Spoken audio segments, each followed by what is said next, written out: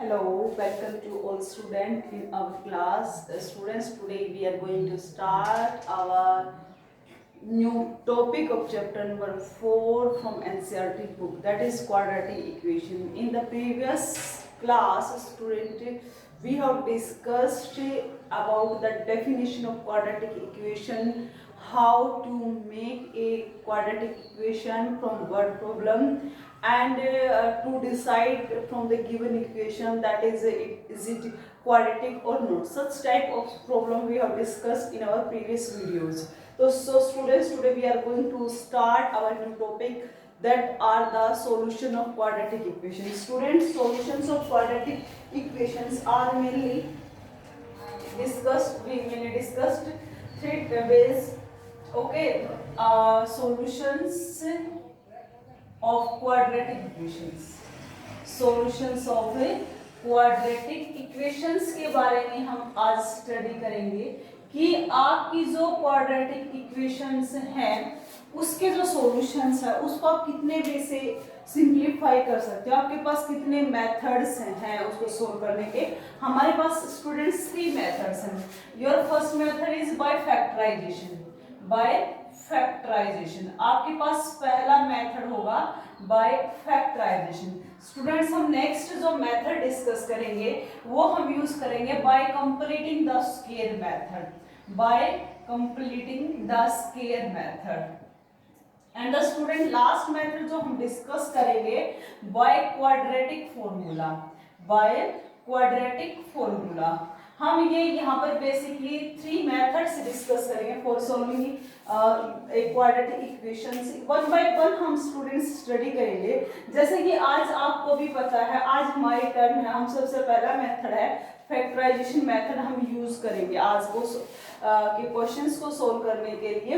ये हम next videos के अंदर नेक्स्ट वीडियो के अंदर आपका जो लास्ट मेथड है वो हम डिस्कस करेंगे। तो स्टूडेंट्स, आज टर्न है हमारी बाय फैक्टराइजेशन मेथड, ठीक है। इनको हम नेक्स्ट वीडियोस के अंदर डिस्कस करेंगे। स्टूडेंट्स, 9th स्टैंडर्ड के अंदर आप लोगों ने क्वाड्रेटिक इक्वेशंस, ठीक है, क्या फैक्टराइजेशन आपने सेकंड आई थिंक और थर्ड चैप्टर में आपने डिस्कस किए होंगे। इन द सेम ही यहाँ पर भी आपने वही फैक्टराइजेशन मेथड आपने यूज करना होगा, ठीक है। उससे पहले थोड़ा सा बेसिक होना आपके लिए जरूरी है। लेट क्या ax² plus bx plus c is a quadratic equation. ये अगर मेरे पास क्या है, कोई भी क्वाड्रेटिक इक्वेशन है। समटाइम्स स्टूडेंट्स कंफ्यूज होते हैं its zeros and its roots के अंदर। Zeros roots are the same thing student, zeros and roots are the same thing. आप अगर कहें if alpha is the root, और रूट भी कह सकते हैं और इसके आप क्या भी कह सकते हैं, जीरोस है ऑफ द क्वाड्रेटिक इक्वेशन। अगर ये उसकी जीरोस है या फिर क्या रूट है, तो स्टूडेंट्स अल्फा इस इक्वेशन में जाकर x का सब्स्टिट्यूशन लेकर, ठीक है ना, वहां पर इसको सेटिस्फाई करेगा। यानी कि अगर a into alpha square b into alpha plus c अगर करूं तो मेरा आंसर 0 आना चाहिए। यहाँ पर लेफ्ट हैंड साइड यहाँ पर ये 0 रह गया था, ठीक है ना, आपका आंसर 0 के बराबर आना चाहिए, तो ही आपकी अल्फा गिवन क्वाड्रेटिक इक्वेशंस की रूट या जीरोस कहलाई जाएगी, अदरवाइज नोट। और स्टूडेंट्स, आज हमारा जो मेन फोकस रहेगा बाय फैक्टराइजेशन मेथड, तो स्टूडेंट्स उसको आप ध्यान से देखिएगा। हम किसी एक एग्जांपल से हम इसको करते हैं, ठीक है ना, बाय फैक्टराइजेशन मेथड, ठीक है। सपोज आपके पास example x² plus 4x plus 4, ठीक है ना, इज इक्वल्स टू 0। अगर सपोज मेरे पास ये क्वाड्रेटिक इक्वेशन है, तो स्टूडेंट आपने करना क्या होगा कि जो कोफिशिएंट ऑफ x है, ठीक है ना, वो आपको भी पता है, वो आपके पास होता है सम ऑफ रूट।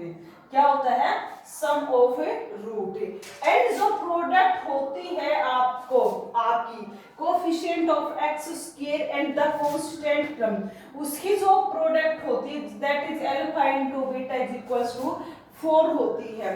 ये हम सेकंड चैप्टर में डिस्कस कर चुके हैं यहाँ पर। अब आप यहाँ पर करेंगे क्या, आपने क्या करना क्या होगा, यहाँ पर फैक्टराइजेशन के केस में आप सबसे पहला तो स्टेप ये रखें कि मल्टीप्लाई करेंगे। फर्स्ट जो स्टेप होगा आपके पास हम मल्टीप्लाई करेंगे, ठीक है ना। मल्टीप्लाइंग किसको करेंगे, constant term and coefficient of x. Coefficient of x square को आप क्या कर देंगे स्टूडेंट्स, मल्टीप्लाई कर देंगे। जैसे यहाँ पर क्या है 1 into 4, ठीक है ना, 1 into 4 इज इक्वल्स टू 4। अब आप इस 4 के पॉसिबल फैक्टर्स करेंगे, ठीक है ना। सेकंड क्या होगा, मेक ऑल पॉसिबल फैक्टर्स, ठीक है, पॉसिबल फैक्टर्स ऑफ स्टेप 1। जो भी स्टेप 1 के अंदर आपने मिला है उसके आप पॉसिबल फैक्टर्स करेंगे। जैसे क्या होगा आपके पास 4 के पॉसिबल फैक्टर 1 into 4 होगा एंड सेकेंडली 4 का क्या होगा 2 into 2 होगा।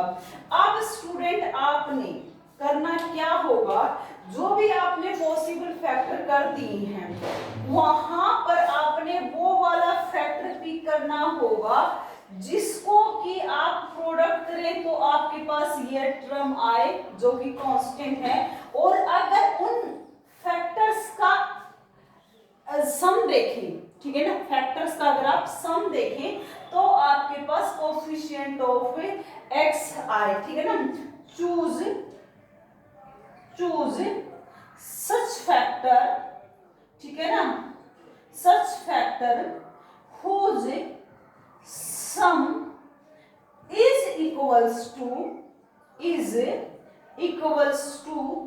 coefficient of x, coefficient of x के बराबर जिसका सम आए, देन रिप्लेस, हम रिप्लेस कर देंगे कोफिशिएंट ऑफ x को, ठीक है ना, बाय दैट फैक्टर्स, ठीक है ना।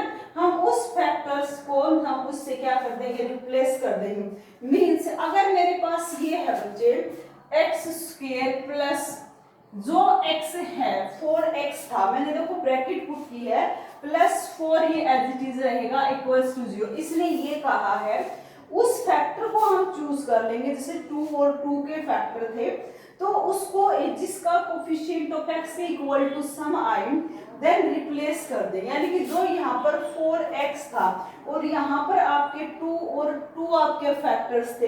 अब आपको भी पता है 4 के आपके ये 2 फैक्टर थे, इन 2 फैक्टर्स का अगर आप सम करें तो स्टूडेंट आपका कोफिशिएंट ऑफ x आता है। देन स्टूडेंट आप यहाँ पर इस 4 को कन्वर्ट कर देंगे 2 + 2 के अंदर। अब आप क्या कर सकते हैं, इसको अंदर से ओपन कर लें, 2x + 2x + 4 = 0। From first 2 and last 2 से आप अपना कॉमन ले लें। फ्रॉम फर्स्ट 2 आपका कॉमन आएगा x यहाँ से, क्योंकि x स्क्वायर है, x स्क्वायर का मतलब होता है x × x। एक x अगर मैंने निकाल दिया अंदर x बच जाता है, यहाँ से अगर मैं x उठा लूंगी तो बच्चे 2 बन जाएगा। अब आप ऑब्जर्व करेंगे यहाँ से x तो कॉमन आ नहीं सकता, तो आपका कॉमन कौन आएगा, आपका 4 और 2 में से 2 कॉमन आ जाएगा। यहाँ पर x जो 4 है उसको आप 2 × 2 लिख सकते हैं और एक 2 को मैं बाहर लेकर आ चुकी हूँ, एक 2 मेरे पास यहाँ पर रह जाएगा। तो स्टूडेंट अब आप ध्यान दें, अब जो आपके फैक्टर्स बन चुके हैं आप टेकिंग कॉमन, आप कॉमन भी ले चुके हैं। अब आपके पास सबसे बड़ा काम ये होगा, आपकी फैक्टराइजेशन, आपका कॉमन लेने का तरीका सही है या गलत है उस चीज को कौन बताएगा। आफ्टर टेकिंग कॉमन अगर ये वाले फैक्टर्स आपके पास बेटा सेम आ जाए, ये जो मैंने ब्लैक सर्कल किया है ये चीज अगर आपकी सेम आ जाती है तो means you are going right on the right way, otherwise wrong। अब आपने देखा सेम आ चुकी हैं। अब आपको ही पता है ये कंप्लीट एक टर्म और ये कंप्लीट एक टर्म है। अब दोनों टर्म में उस फैक्टर को जो भी कॉमन हम बाहर ले लेंगे, ये मेरा x + 2, ये अगर बाहर गया कौन बचा यहाँ पर x, ये बाहर गया तो कौन बचा 2 = 0। अब students you know that whenever product of two number is equals to 0, either one is 0 or you can say that both are 0. तो स्टूडेंट्स आप यहाँ पर बारी बारी पुट कर देंगे x plus two equals to 0 या फिर ये वाला x प्लस टू 0, यहाँ से x माइनस टू आ जाएगा और यहाँ से भी x माइनस टू आ जाएगा. Students this is the so यानी कि जो x के आपके पास रूट्स आए वो सेम रूट्स आ चुके हैं -2 and -2. This is the way of solving a quadratic equation by using factorization method. यानी कि आपको करना क्या है, सबसे पहले आपने constant term and the coefficient of x square को मल्टीप्लाई कर देना है. मल्टीप्लाई करने के बाद आपका जो दूसरा काम होगा वो ये होगा, उसके आप पॉसिबल फैक्टर्स बनाएंगे और फिर उस फैक्टर को चूज कर लेंगे जिसका sum is equals to coefficient of x के इक्वल आए. जो भी आ जाता है बच्चे आप उसको रिप्लेस करेंगे, अंदर मल्टीप्लाई कर देंगे. First two and last two से कॉमन पॉसिबल हमेशा होगा, कॉमन ले लेंगे और आगे सिंपल है. ठीक है students, this is the method of factorisation. अब हम अपने एक्सरसाइज की तरफ मूव करते हैं. क्या है आपकी एक्सरसाइज? आप एक्सरसाइज के मैंने कुछ क्वेश्चंस मैंने नोट डाउन किए हैं, हम उनको सभी को बारी बारी डिस्कस करेंगे. तो आप भी अपनी एनसीईआरटी बुक उठाएं और क्वेश्चन नंबर फर्स्ट को एक बार स्टूडेंट्स रीड करें. क्या कहता है क्वेश्चन नंबर फर्स्ट में? Find the root of the following quadratic equations by factorisation. जैसे मैंने फर्स्ट क्वेश्चन का सेकंड पार्ट मैंने यहाँ पर लिया है. क्या कहा है इसने? 2x square plus x minus 6 equals to 0. Students by factorisation method हम इसको सोल्व करेंगे. मैंने आपको पहले कहा था फर्स्ट स्टेप आपका ये था, आपने मल्टीप्लाई कर देना था. ठीक है ना, किस चीज को? Coefficient of x square and the constant term. ये ध्यान दें कांस्टेंट टर्म आपके पास क्या है? -6 है, तो आपके पास क्या आ जाएगा? -6 इंटू 2 -12 आपके पास आ चुका है. अब करना क्या होगा? जो ये आ चुका है आपके पास प्रोडक्ट, इसके आप पॉसिबल फैक्टर्स करेंगे. सबसे पहले तो आप माइनस साइन को एक मिनट के लिए आप इग्नोर कर दें, विदाउट साइन में आप कहते हैं 12 into 1 okay, 6 into 2 okay, 4 into 3 okay. ठीक है, ये आपके पास पॉसिबल फैक्टर्स हैं आपके पास. अब बात आती है इसमें से हमने वो फैक्टर चूज करना है जिसका सम अगर देखें वो कोएफिशिएंट ऑफ x के बराबर आए. स्टूडेंट्स यहाँ पर कोएफिशिएंट ऑफ x अगर कुछ नहीं है तो क्या है आपके पास? 1 है. तो आपने ये देख लिया, यहाँ पर आप इस वाले फैक्टर को अगर लेते हैं जो कि +12 था आपके पास, यहाँ से अगर आप ले, ठीक है, 4 3 12 ये वाला चूज करें तो कुछ पॉसिबिलिटी. अब एक चीज का और ध्यान आता है साइन के ऊपर कि आपने देखो जब प्रोडक्ट करेंगे तो आप साइन पर ध्यान देंगे. साइन नेगेटिव है तो स्टूडेंट यानी कि अब साइन को डिस्कस करेंगे. विदाउट साइन अभी तक मैंने डिस्कस किया. -12 अगर आपके पास है प्रोडक्ट तो स्टूडेंट इनमें से एक पॉजिटिव होगा, एक नेगेटिव होगा. क्योंकि product of two things is negative, then it is must that one of them is negative. या तो 4 नेगेटिव है या 3 नेगेटिव है. अब ये डिसाइड करना कौन से वाला नेगेटिव है, ये यहाँ पर जो भी साइन है वो बताएगा. यहाँ पर साइन +1 है तो स्टूडेंट प्लस के 4 रहेगा और आपके पास माइनस के 3 रहेगा. प्लस के 4 रहेगा और आपके पास माइनस के 3 रहेगा. अब कीजिए, आप करते हैं this is your 2x square. ठीक है, x जो था x का कोएफिशिएंट 1 था, मैंने ये वाला फैक्टर चूज किया. प्लस साइड है तो मैं यहाँ पर प्लस के 4 लूंगी और माइनस के क्या लूंगी? 3, क्योंकि मैंने इन दोनों का सम देखना है. मैंने 4 और -3 का सम कहा है.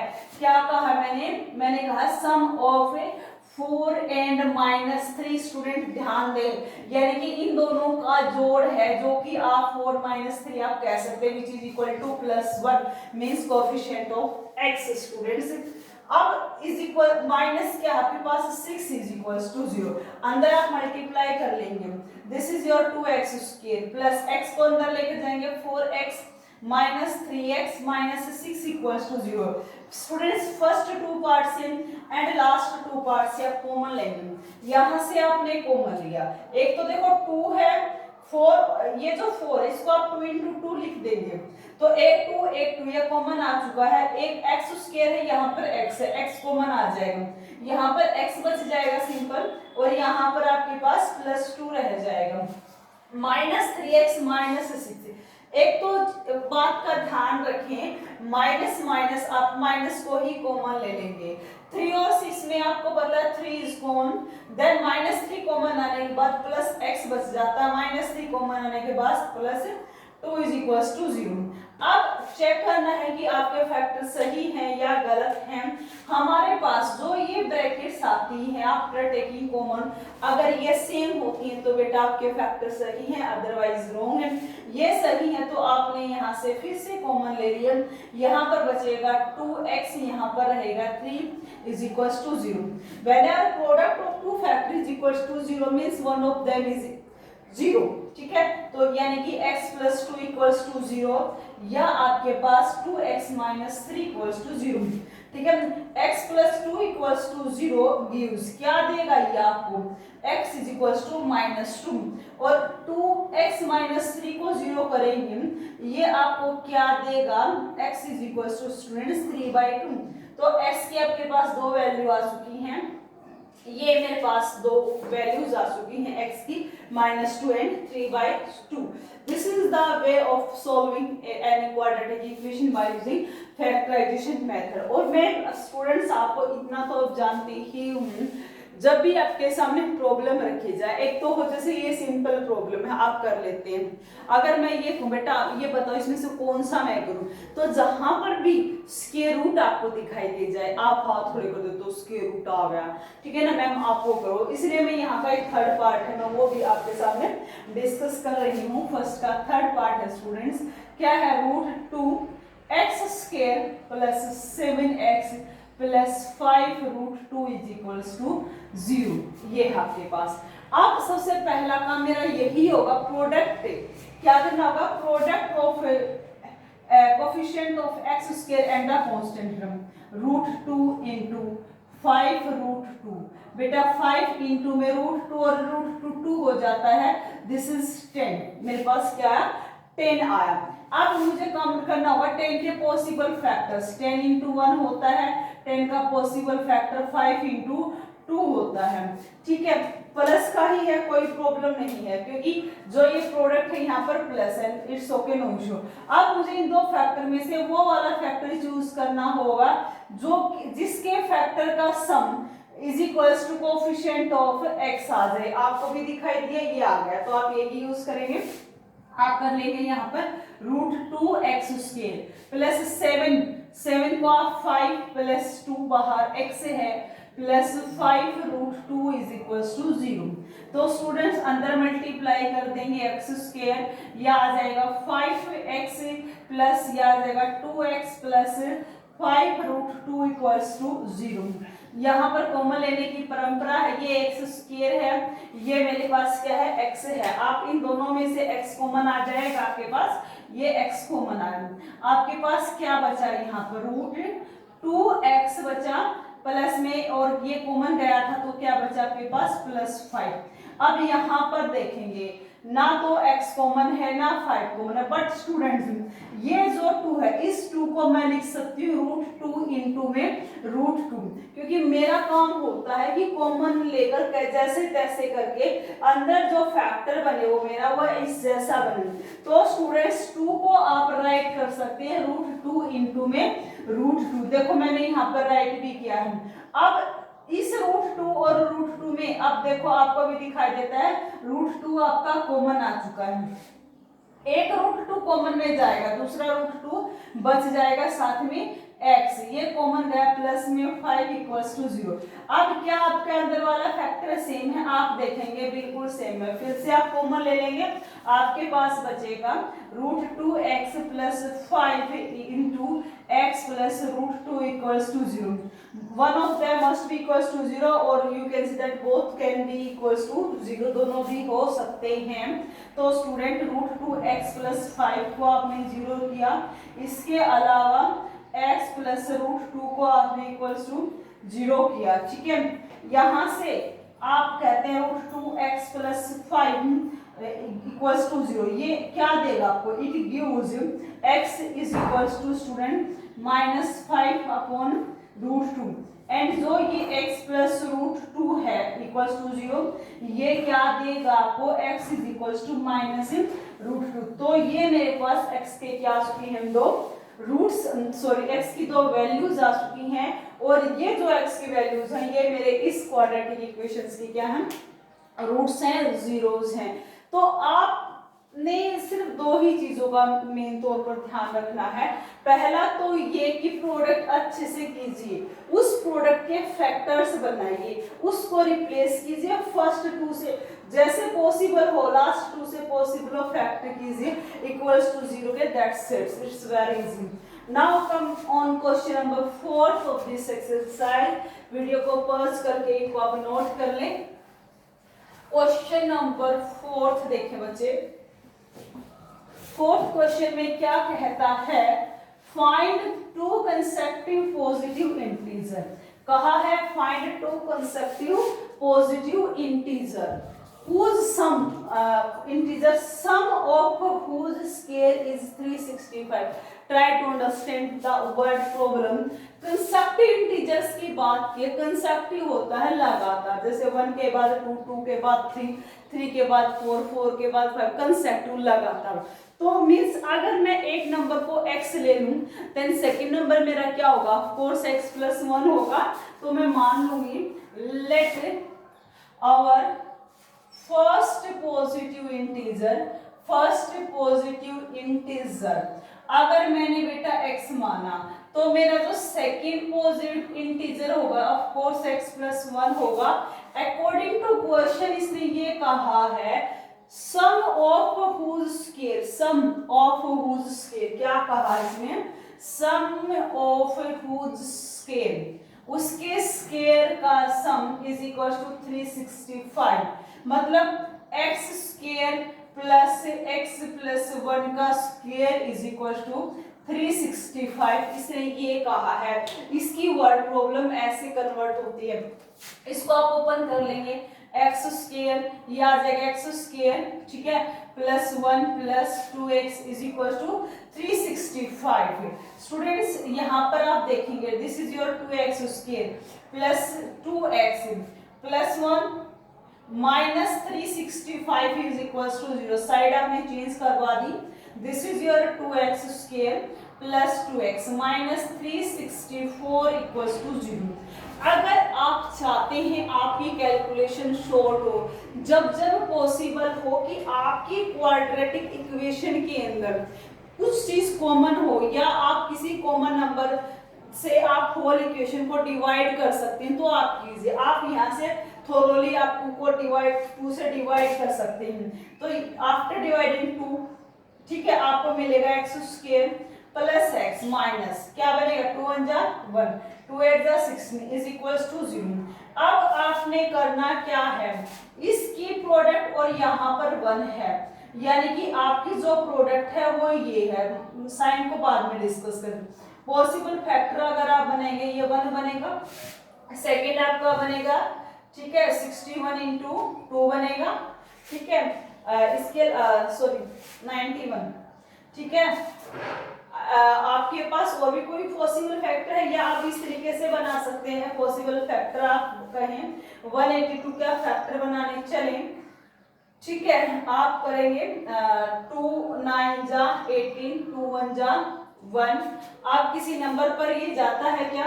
स्टूडेंट्स ध्यान दें, 91 इज प्राइम और नॉट, क्या किसी नंबर पर ये जाता है?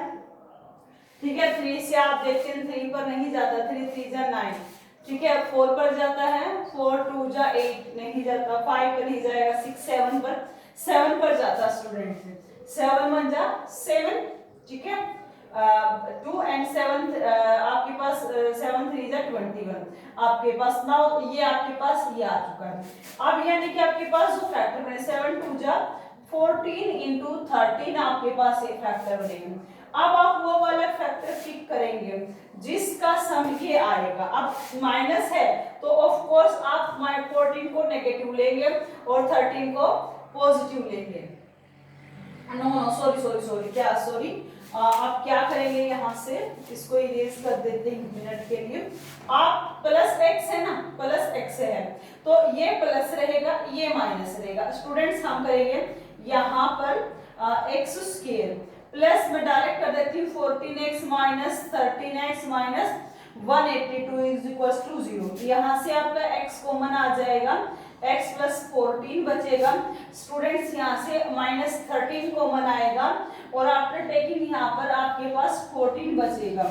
यहाँ पर आपके पास x minus 13 and x plus 14 आपके पास रहेगा इज इक्वल टू 0। यहाँ से x 13 आ जाएगा और x माइनस 14। हम x को माइनस 14 नहीं ले सकते।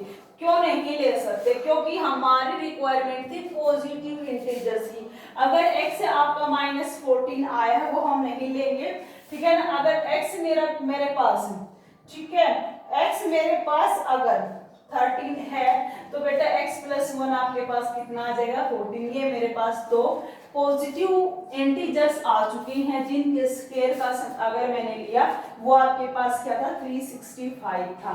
नाउ नेक्स्ट क्वेश्चन देखिए, fifth question of the same exercise. क्या कहा है the altitude of A right triangle. बेटा राइट ट्रायंगल की बात अगर इसने की ही है हम एक राइट ट्रायंगल बना ही लेते हैं। The altitude of A right triangle is 7 centimetre less than it's base, ठीक है ना। बेस से यानी कि बेस यहाँ पर लंबा होगा। इसने कहा है कि जो हाइट, बेटा दिस इज द एल्टीट्यूड जिसको आप एस लेते हैं height of A right triangle is 7 centimetre less than it's base. इसके बेस से 7 सेंटीमीटर लेस है। मतलब स्टूडेंट अगर मैं बेस को x लूं तो एल्टीट्यूड मेरे पास रहेगी x माइनस 7 यूनिट। अगर मैंने यहाँ पर 7 सेंटीमीटर है तो x centimetre and this is your x minus में 7 centimetre. If hypotenuse is 13 and it is your 13, ठीक है, find the other two sides। देखो आपके सामने बड़ी साफ सी सिचुएशन है। Let the base of the right triangle is x, then according to question your hypotenuse as you know that it is 7 centimeter less than the base। तो students you know that अगर आपने base को x लिया then its height or you can say altitude that is x minus में 7 centimetre आपके पास, ठीक है। और हाइपोटेन्यूज आपको भी पता है दिया है यहाँ पर 13 सेंटीमीटर। बेटा आप यहाँ पर पाइथागोरस थ्योरम का यूज करेंगे। इसका यूज करेंगे पाइथागोरस थ्योरम। पाइथागोरस थ्योरम क्या कहती है, square plus square is equal to this square. मतलब x square plus x minus 7 whole square is equal to 13 whole square. बेटा इसको अगर आप सोल्व करेंगे क्वाड्रेटिक इक्वेशन मिलेगी। क्वाड्रेटिक इक्वेशन बाय फैक्टराइजेशन आप सीख चुके हैं करना, वहां से आपके पास साइड्स आ जाएंगे। Now come on the last question जो कि वर्ड प्रॉब्लम है। क्या कहा है, एक कॉटेज इंडस्ट्री, किसी इंडस्ट्री की बात है, produce a certain number of pottery articles in a day. किसी डे पर वो सर्टेन आर्टिकल्स की मैन्युफैक्चर करती है, बनाती है। किसी दिन देखा गया on a particular day that the cost of, ठीक है ना, प्रोडक्शन ऑफ ईच आर्टिकल, ठीक है ना।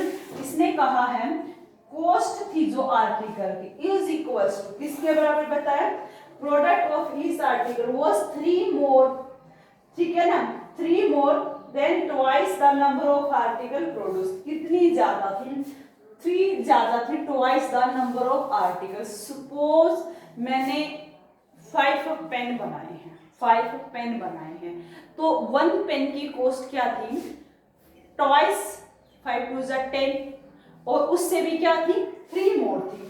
तो 5 टू जा 10 प्लस 3 यानी कि 13 रुपीज का एक पेन था। आई समझ में? 3 more than the number of product जो इसने बनाए हैं उसकी ट्वाइस भी की गई है। तो आप ये मान लेंगे, ठीक है ना, आपने क्या माना, आप यहाँ पर मान लेंगे let number of article produced, ठीक है ना, आर्टिकल प्रोड्यूस्ड, आपने कहा प्रोड्यूस्ड ऑन ए डे, अगर इसने कहा उसके जो आर्टिकल प्रोड्यूस किए गए वो x है, then cost of one article, ठीक है ना, कॉस्ट ऑफ वन आर्टिकल कितनी थी, इसने ये बोला कॉस्ट ऑफ प्रोडक्शन, ठीक है ना, कोई या प्रोडक्शन की कॉस्ट, इसने कहा था कि इसकी ट्वाइस से भी आप मोर देन 3 था, twice of the cost, then उससे भी 3 ज्यादा था। फिर इसने कहा if the total cost of production, ठीक है ना, if the total cost of production on that days was 90, total cost of production अगर आप मेरे पास क्या रही हो 90 रही हो, नंबर ऑफ आर्टिकल मेरे x थे, ठीक है, कॉस्ट थी वहां पर, cost of article note one मेरी ये थी, देखो बेटा सीधी सी बात है, कॉस्ट ऑफ आर्टिकल की अगर मैंने 5 पेन बनाई हैं और एक पेन की कॉस्ट 13 है, तो 13 इंटू 5 65 मैंने क्या किया है मुनाफा लिया उसे मैंने, यानी कि जो टोटल कॉस्ट है वो यहाँ पर आ जाएगी मेरे पास, number of article produced into में कॉस्ट ऑफ वन आर्टिकल, ठीक है ना, अकॉर्डिंग टू क्वेश्चन क्या कहा देगा वो, इसने ये कहा है ना 19, इट वाज ऑब्जर्व दैट, ये कहा है total cost of production on that days was 90, तो 90 अगर उसने कहा है ये आएगी कैसे,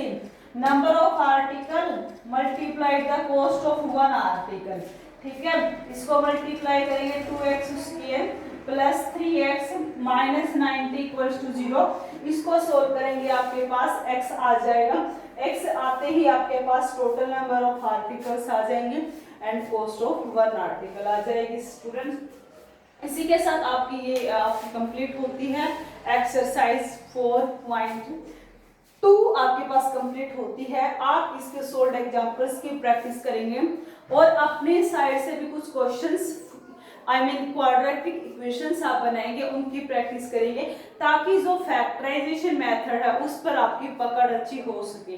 ठीक है स्टूडेंट, आज के लिए हम इतना ही करेंगे, नेक्स्ट वीडियो के अंदर हम डिस्कस करेंगे कंप्लीटिंग द स्केल मेथड, उसके लिए आप रेडी रहिएगा। यहाँ पर आप अच्छी प्रैक्टिस कीजिएगा, अच्छे से अपने नोट्स प्रिपेयर कीजिएगा। ठीक है student, have a good day.